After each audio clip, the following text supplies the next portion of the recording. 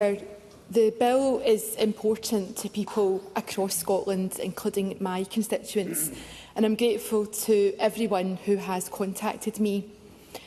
Assisted dying already exists for people with the financial means to access it, but that choice is not available to most Scots. Denied access to safe and legal assisted dying, hundreds of terminally ill people in the UK end their own lives each year, and many more attempting to do so. Robert Easton was a retired firefighter from Hamilton. Dying with pancreatic cancer, Robert desperately wanted choice. He considered Switzerland, where assisted dying is legal, but cost and other barriers ruled it out. That led him to research ways to end his own life. Some of the methods were brutal, says Joanne Easton, Robert's daughter. Joanne, who has come to Parliament today, told me, dying people should not be forced to consider going into the woods with a length of rope. They should not have to think about stepping in front of trains. It took him 3 weeks to die, in hospital, then hospice. It was so drawn out. I thought, I need to get him drugs. I would have done anything for him, but it was too risky. I didn't know what would happen.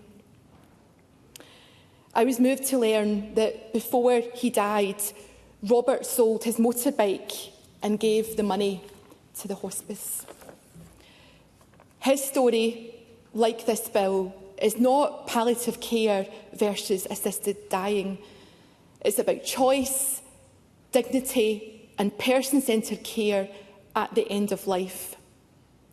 Joanne says that she will regret for the rest of her life that her dad was not given the choice he wanted for himself. Sadly, even with universal access to hospice and palliative care in Scotland, hundreds of Scots a year would still suffer with immense pain as they die. 4 in 10 Scots have seen a loved one suffer in this way. I believe that the status quo is unfair, unsafe and unregulated, and is failing dying Scots. So I agree with the bill's policy memorandum that an individual's personal autonomy to decide on their medical care and how their life should end in terminal illness situations should be protected in law. In a compelling letter to MSPs, Rona Bailey, CEO of the Prince and Princess of Wales Hospice in Glasgow, explains her view that assisted dying is a potential addition to the options available to those facing terminal illness, not a replacement for excellent palliative care. This position is not one of advocacy or opposition, but one of commitment to patient-centred care. I agree with Rona Bailey. The discussion around assisted dying should not focus solely on clinician opinion, but on ensuring that people have informed, compassionate choices at the end of life. There is a solid majority of public support in every constituency, including disabled people, for a compassionate assisted dying law. Shouldn't the bill be allowed to proceed to the amending stages for further scrutiny? Liam MacArthur has prosecuted the case for the bill in a respectful and collaborative manner, and I hope that MSPs do take the opportunity to work with the member at Stage 2.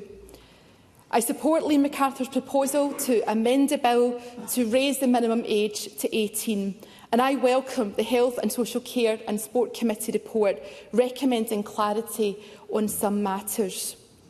The bill rightly contains provisions making it an offence to coerce or pressure a terminally ill adult into an assisted death.